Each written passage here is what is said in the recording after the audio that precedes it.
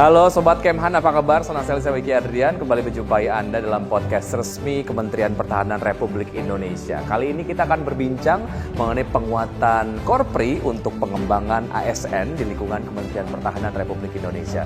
Seseru apa perbincangan ini? Ikutin saya. Penguatan peran Korpri dalam perkembangan kompetensi ASN Kemhan sangat memiliki pengaruh penting sebab Korpri bukanlah sekedar organisasi formal belaka, melainkan wadah yang memiliki fungsi strategis dalam membina, mendampingi, dan mengembangkan kapasitas ASN Kemhan. ASN berfungsi sebagai pelaksana kebijakan publik, pelayan publik yang profesional dan netral, serta perekat dan pemersatu bangsa. Di lingkungan Kemhan sendiri, ASN memiliki tanggung jawab strategis dalam memastikan berjalannya tata kelola pemerintahan, bidang pertahanan yang profesional, adaptif, serta berorientasi pada kepentingan bangsa dan negara. Dinamika geopolitik, ancaman non-militer, serta pesatnya perkembangan teknologi digital membuat tuntutan terhadap ASN kian meningkat. Kompetensi yang dibutuhkan bukan sekedar teknis administratif, melainkan juga mencakup kemampuan kepemimpinan, manajerial, komunikasi publik, serta integritas yang tinggi. Selain menjadi wadah dan rumah bagi ASN di Kemhan, Korpri juga memiliki program-program utama, seperti peningkatan kualitas pelayanan publik, digitalisasi birokrasi, penguatan ideologi dan karakter ASN, perlindungan karier dan peningkatan kesejahteraan ASN. Bersama narasumber paling kredibel, Ketua Korpri Kemhan, Bapak Syamsu Rizal Eskom MM.Han, kita akan mengupas tuntas mengenai penguatan peran Korpri dalam pengembangan kompetensi ASN Kemhan dalam Defenses Advocate, podcast Kementerian Pertahanan Republik Indonesia. Halo Sobat Kemhan, apa kabar? Semua saya Wiki Adrian, ketemu sama kamu lagi dalam Defense Advocate Podcast, sebuah podcast resmi dari Kementerian Pertahanan Republik Indonesia ya.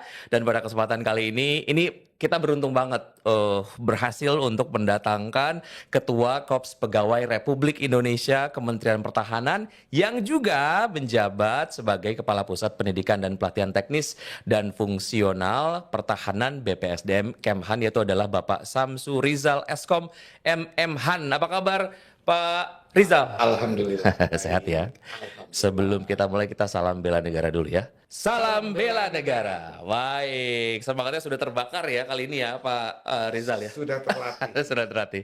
Oke, kalau ngomongin soal culture ataupun mungkin satu hal yang kayaknya saya langsung ngeh nih, Pak Rizal, pada saat masuk ke gedung Kementerian Pertahanan Republik Indonesia, ASN-nya pada pakai baju seragam terus ada tulisan bela negaranya nih. Ini mungkin ada cerita sedikit soal ini Pak. Kenapa sih harus ada tulisan bela negara gitu?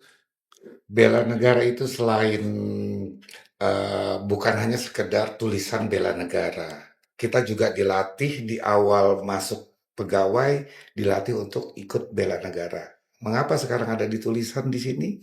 Itu menunjukkan bahwa kita dimanapun kita berada harus terus tetap negara kesatuan Republik Indonesia adalah terus ada di hati kita. Betul, harus dibela, tidak hanya kemudian sebetulnya cuma tulisan aja tapi diterapkan dalam kehidupan sehari-hari. Oke, kalau kita ngomongin soal topik yang satu ini kayaknya penting banget untuk kita obrolin nih Pak Rizal, soal peran Korps Pegawai Republik Indonesia Kementerian Pertahanan dalam mendukung karir ASN di lingkungan Kementerian Pertahanan dan juga Angkatan gitu ya. Sebetulnya kalau bicara soal tantangan nih Pak Rizal, sebetulnya apa sih, sejauh mana kemudian Anda melihat tantangan-tantangan dari Korpri tentu saja ya, untuk membantu anggotanya untuk menyesuaikan diri di tengah perubahan birokrasi yang semakin modern dan juga digital. Karena kan sekarang tuh digitalisasi ataupun teknologi gitu ya, itu kayaknya jadi sebuah makanan sehari-hari gitu. Nah, pasti ada transformasi dong di tubuh ASN di Kementerian Pertahanan. Itu seperti apa sih challenge-nya Pak?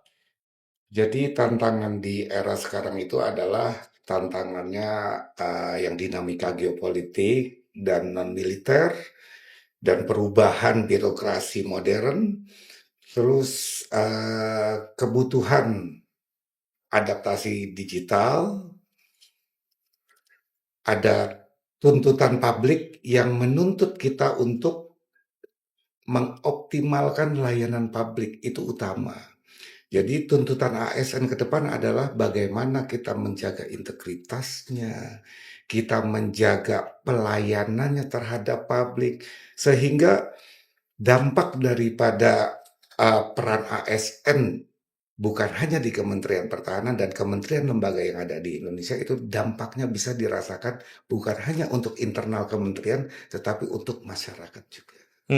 Artinya juga ini melengkapi skill yang dimiliki oleh ASN sendiri begitu ya, karena kan sekarang masyarakat kayaknya udah melek sekali terkait dengan digitalisasi dan juga teknologi begitu, sehingga kemudian ini jadi satu challenge dari Korpri sendiri untuk melengkapi ASN-nya dengan skill-skill itu ya Pak ya? Jadi Korpri itu adalah organisasi untuk komunitas para ASN.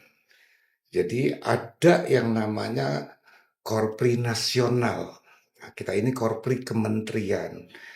Nah, fungsi Korpri kementerian itu adalah sebagai wadah untuk para ASN untuk menjaga soliditas di kementerian tersebut, untuk menjaga loyalitas di dalam kementerian tersebut. Itu peran utama daripada Korpri sebagai mitra daripada suatu kementerian atau lembaga. Oke, supaya semakin kompak dan juga value dari apa namanya ASN itu sendiri juga terus berkembang gitu ya Pak? Betul. Oke, tadi kan skillnya dilengkapi. Kalau skillnya udah lengkap, pengetahuannya banyak, jenjang karirnya juga kayaknya ini juga betul-betul dipupuk gitu ya? Betul. Oke, kayak kalau saya lamar jadi ASN di Kemenan boleh nggak ya langsung ya? Boleh. Karena betul-betul dibina gitu ya. Betul. Oke, baik. Ini kalau bicara mengenai strategi Korpri sendiri dalam pengembangan kompetensi nih, Pak Rizal. Strateginya apa saja sehingga kemudian ini menjadi sebuah strategi yang efektif gitu untuk mengembangkan kompetensi lah ya dari ASN sendiri. Jadi kalau menurut saya di dalam ASN, pada saat kita mulai masuk ASN, berkaitan dengan kedepannya kita harus bagaimana, itu sudah tertuang sebetulnya pada saat kita mendaftar. Nah, perencanaan untuk pendidikan Korpri ini selalu menekankan untuk bagaimana kita sebagai menjadi ASN untuk punya tujuan ke depannya seperti apa. Nah, jadi perencanaan, mulai dari perencanaan itu di dalamnya ada rencana pengembangan kompetensi, sampai mulai dari, jadi kalau hilirisasi di bidang SDM itu mulai dari rekrutmen, pengembangan, sampai penempatan itu harus terstruktur. Jadi itu pentingnya suatu pengembangan kompetensi yang secara berkesinambungan. Jadi bukan hanya sekarang kita seperti ini, tidak seperti itu. Itu harus berkelanjutan pengembangan kompetensi tersebut. Pengembangan kompetensinya dalam hal apa aja sih Pak? Kan tadi kalau kita bicara soal digitalisasi kan sudah sering gitu ya. Hal lain tuh apalagi tuh biasanya? Sekarang bicara masalah pengembangan kompetensi, itu ada pengembangan kompetensi yang sifatnya teknis, fungsional. Itu berkaitan dengan skill. Ada juga yang berkaitan dengan manajerial. Bagaimana ASN ini ke depan menjadi seorang pemimpin. Nah, tahapan-tahapan itu sudah diatur di dalam suatu peraturan di negara kita. Jadi mulai dari masuk kita seperti apa, nanti ke depannya kita berkembangnya seperti apa. Termasuk dalam hal, jadi untuk penambahan skill bukan hanya untuk teknis, tetapi untuk sisi manajerial. Sehingga ke depan ASN itu banyak menjadi pemimpin-pemimpin yang handal di negara ini. Leadership-nya juga ini Betul. dikedepankan pelatihannya begitu ya. Betul. Oke, ini yang kemudian saya ketahui lapis demi lapis dari ASN di Kementerian Pertahanan. Karena ya sebagai orang awam gitu ya berpikirnya pasti ASN itu sangat militeristik gitu, apalagi kerjanya di Kementerian Pertahanan. Tapi ternyata enggak ya, banyak yang disiplin ilmunya ataupun mungkin skillnya gitu ya. Itu sebetulnya juga kita sering temui gitu di perusahaan-perusahaan ataupun mungkin di tempat-tempat yang lain ya Pak. Betul. Jadi saya akan menjelaskan kelebihan ASN di Kementerian Pertahanan itu apa sih? Oke, apa aja Pak? Jadi di Kementerian Pertahanan itu ada dua unsur yaitu militer dan ASN. Mereka itu bekerja secara bersinergi. Sekarang otomatis kelebihan ASN yang ada di Kementerian Pertahanan adalah sikap perilakunya yang baik. Karena kita bergaul dengan tiap hari dengan para TNI, teman-teman kita TNI, sehingga pola pikir daripada ASN di kementerian lain pun mulai dari disiplin, cara kerja, maupun sikap perilaku kepada atasan, kepada teman, kepada staf, itu beda dengan kementerian lain. Nah, itu yang membuat jadi nilai jual daripada ASN di Kementerian Pertahanan. Oke. Karena sinergi antara TNI dan ASN itu begitu nyata dan bisa dirasakan di negara ini berkaitan dengan ASN yang ada di Kementerian Pertahanan. Karakteristik dan juga leadership ini yang kemudian jadi salah satu Betul. kelebihan ASN di Kementerian Pertahanan. Kayaknya yang ingin ASN-nya memiliki leadership yang baik nggak cuma di Kementerian Pertahanan aja ya. Di kementerian yang lain juga kayaknya pengen gitu. Jangan-jangan ini metode asesmennya dicontek juga Pak. Ataupun mungkin diminta perbantuan juga di kementerian yang lain. Supaya mereka juga punya ASN-nya sama seperti ASN-ASN di Kemenhan nih. Betul sekali, karena kebetulan saya menjabat jadi Kapusdiklat, berarti saya sering berhubungan dengan kementerian dan lembaga lain. Berkaitan dengan pengembangan kompetensi, lembaga diklat itu di kementerian kita juga banyak sekali dalam hal pembentukan, baik lansar yang sudah ditentukan. Banyak sekali kementerian lembaga yang ada di Indonesia ini akhirnya menitipkan para ASN-nya untuk dibina di Kementerian Pertahanan. Kenapa seperti itu? Karena kita ini banyak pelatih di Pusdiklat yang TNI. Jadi pembentukannya itu mulai bangun tidur, apa yang dilakukan itu tertata semua. Kalau dalam kehidupan sudah tertata, berarti dalam bekerja pun akan tertata. Itu berkaitan dengan diklat. Lalu yang berkaitan dengan kita juga asesmennya, kita punya assessment center, itu pun sering digunakan karena sudah akreditas A, sering digunakan oleh kementerian dan lembaga dari luar untuk berkaitan asesmen jabatan fungsional baik eselon 2 maupun eselon 1. Nah, berarti mulai dari cara infrastruktur dan cara pembinaan atau pengembangan di Kementerian Pertahanan itu cukup bagus untuk ASN di luar Kementerian Pertahanan juga. Apalagi sekarang zaman sudah berbeda, anak-anak muda sekarang juga berbeda. Peran pembentukan sikap perilaku itu sangat dibutuhkan oleh Oke, jangan-jangan setelah nonton podcast ini banyak orang tua yang pengen dilatih sama Korpri dari Kementerian Pertahanan. Pengennya anak saya punya leadership yang oke banget gitu ya. Karena ini menjadi satu value yang penting gitu. Sangat penting. Apalagi begitu misalnya setelah kuliah selesai gitu. Kalaupun misalnya masuk ke dunia profesional dan sebagainya. Leadership ini menjadi kemudian sangat penting gitu ya. Menarik ya, tapi satu hal yang juga nggak kalah menariknya adalah bicara mengenai jumlah ASN Kementerian Pertahanan. Kalau ngomongin soal metode diklat sendiri untuk ngurusin yang di pusat aja gitu ya, mungkin jadi satu hal yang nggak terlalu challenging gitu. Tapi kalau ngomongin soal ASN Kementerian Pertahanan di seluruh Indonesia, itu kayaknya nggak mudah Pak Rizal. Sebelum bahas soal metodenya gimana gitu ya untuk kemudian meningkatkan kompetensi dari ASN Kementerian Pertahanan di seluruh Indonesia. Saya pengen tahu dulu jumlahnya tuh berapa sih? Jumlahnya kurang lebih 44.000.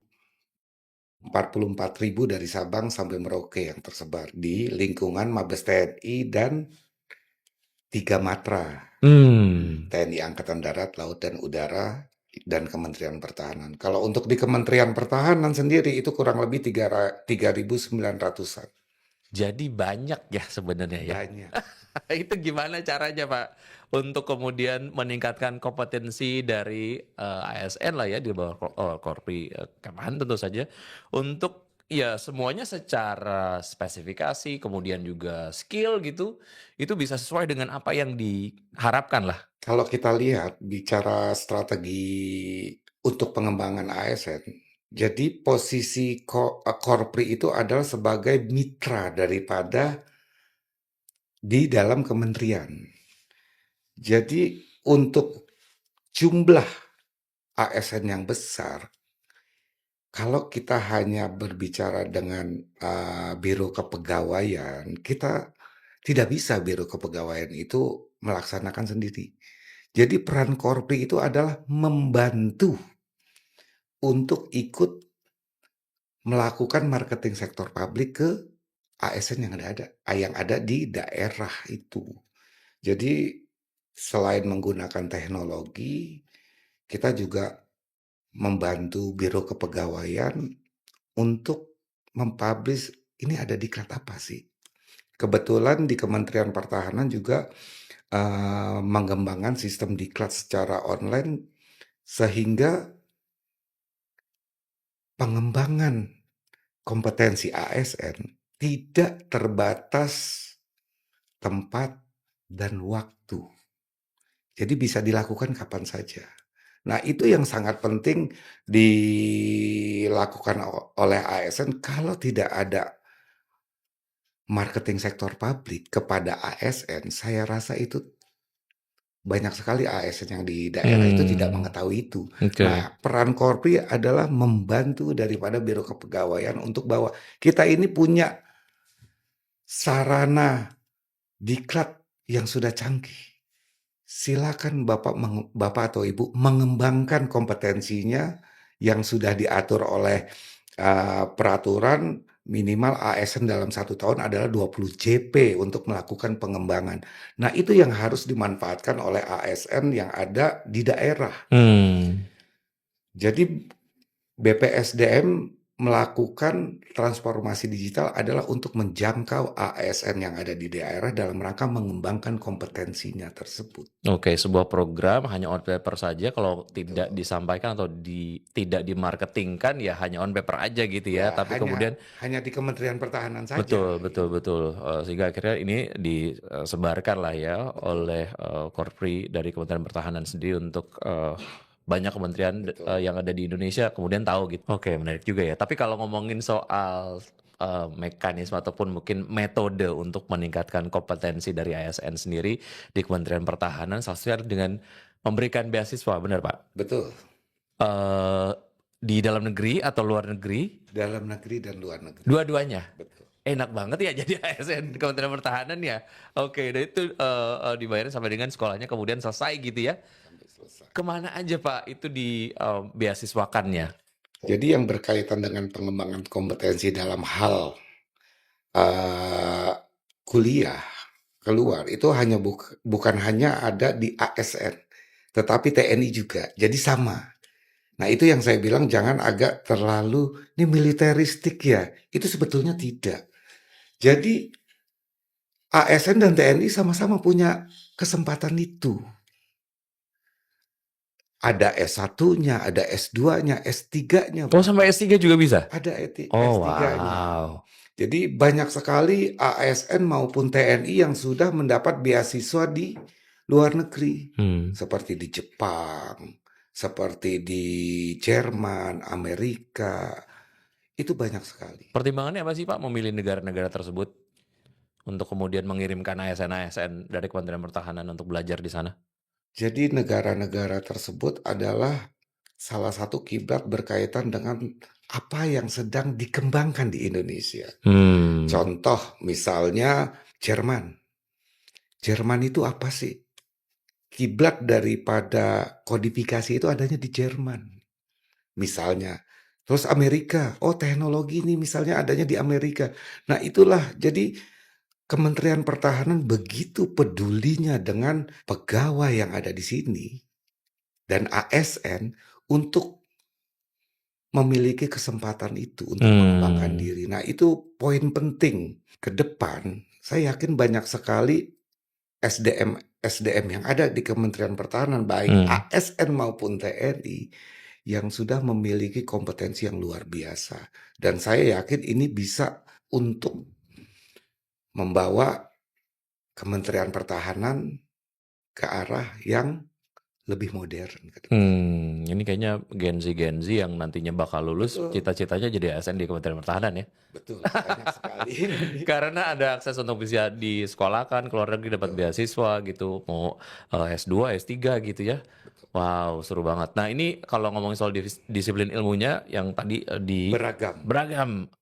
Tadi apa soal coding ya? Terus apa lagi yang dari yang pernah sudah dilakukan, Pak? Cyber security ya. Ya. Lalu ada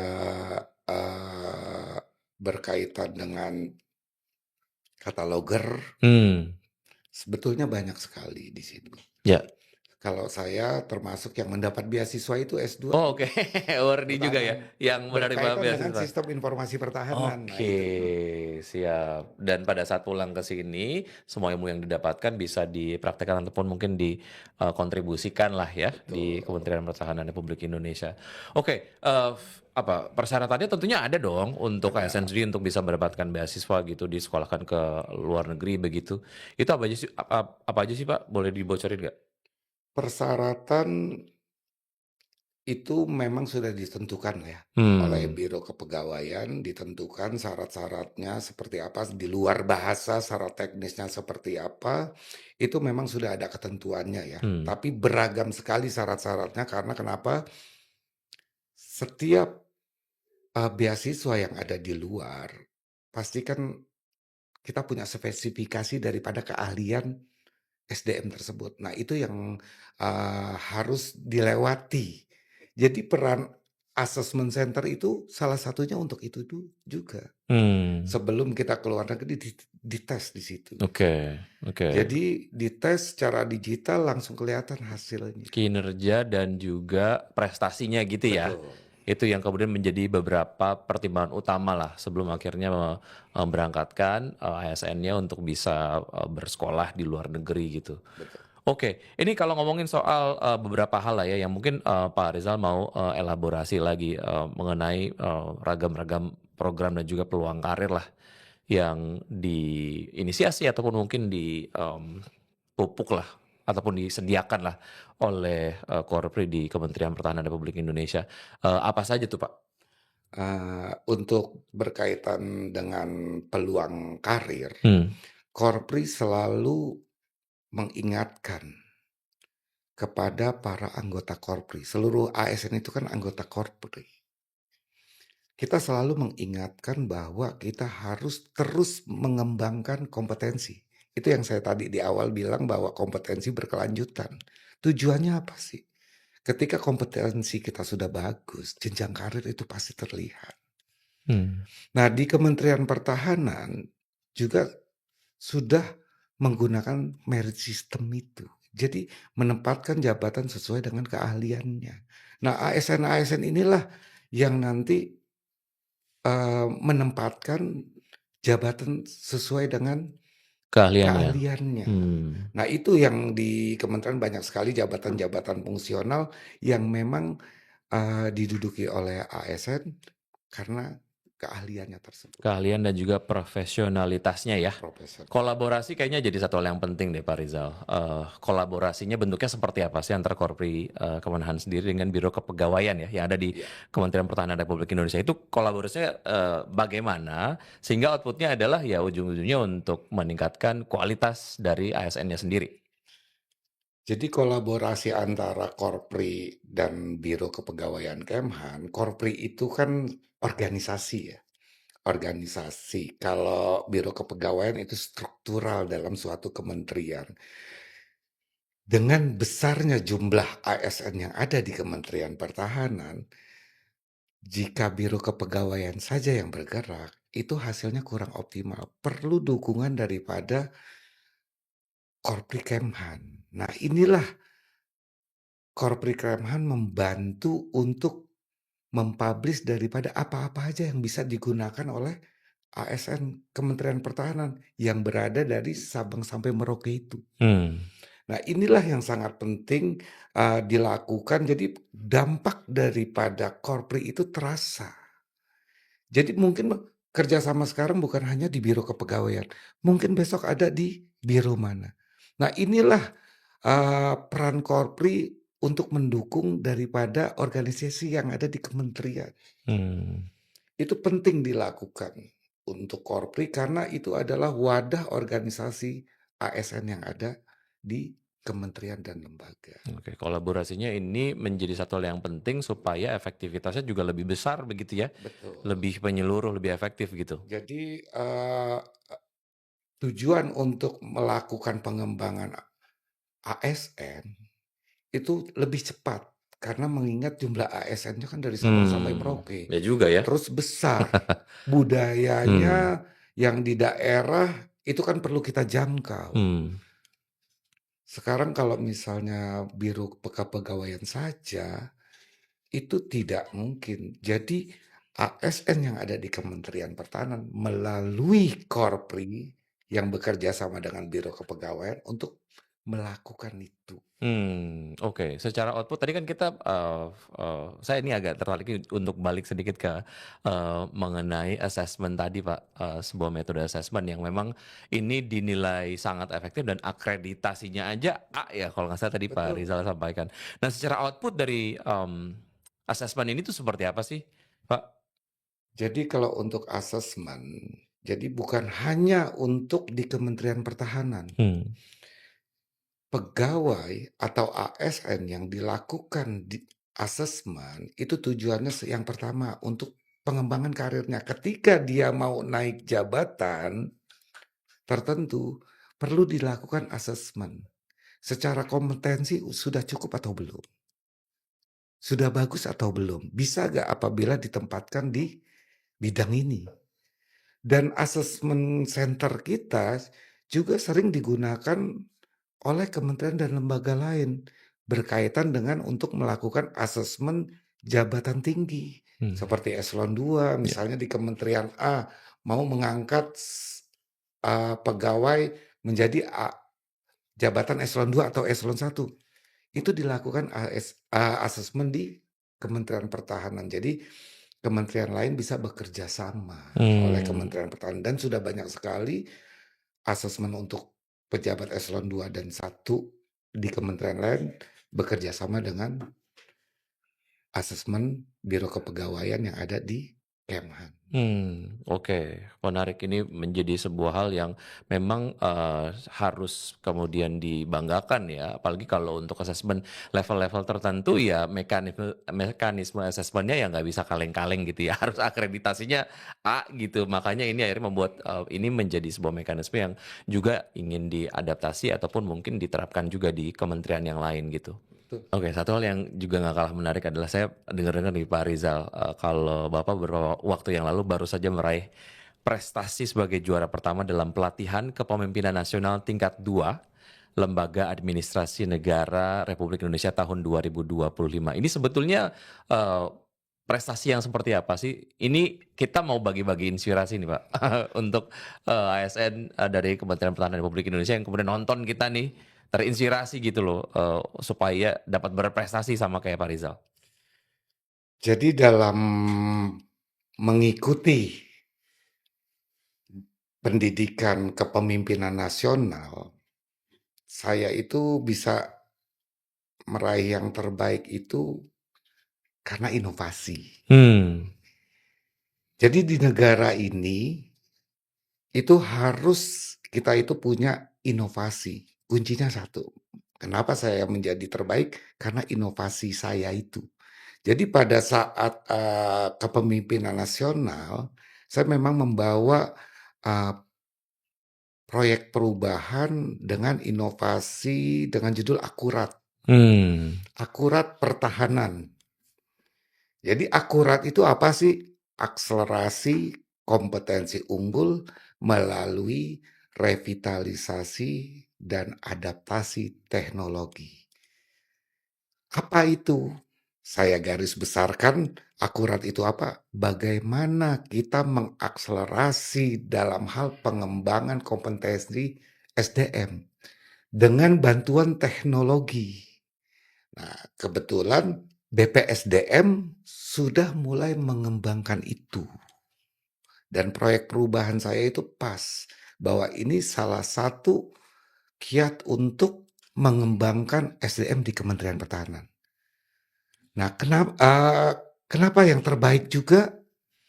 Karena inovasi itu tidak hanya bisa digunakan di Kementerian Pertahanan dan berpotensi untuk digunakan di kementerian dan lembaga lain. Mengapa seperti itu? Saya jadinya menuliskan antara pola diklat secara digital di situ. Bayangkan apabila akurat ini menggunakan data BKN, Badan Kepegawaian Nasional, itu negara itu dengan mudah akan memetakan keahlian-keahlian ASN dari Sabang sampai Merauke. Contoh misalnya ini di daerah A kurang tenaga dokter spesialis paru-paru. Oh, berarti negara nanti ke depan dalam rangka pengadaan ASN dikirim untuk buka kuota untuk dokter spesialis paru-paru. Misalnya di daerah B butuh dokter ahli gizi. Oh, berarti di sana dibuka nanti formasi atau dikirimkan ASN ahli gizi. Jadi negara bisa memantau para ASN-nya dari Sabang sampai Merauke. Itu menarik sekali. Hmm.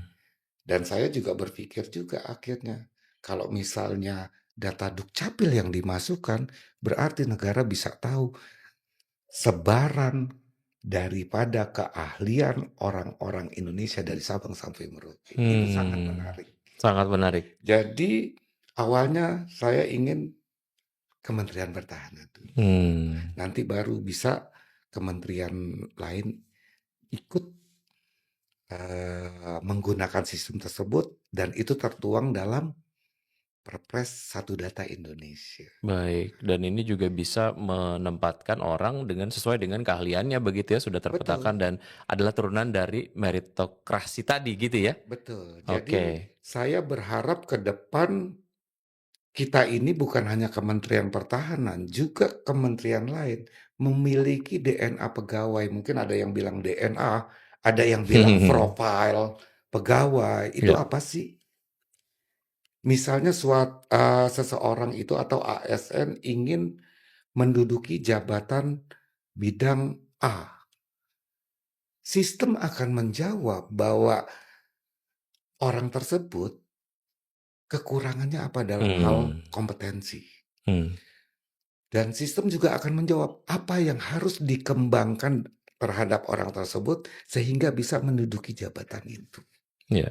Nah, itulah sehingga apabila kita mengembangkan SDM itu tepat sasaran.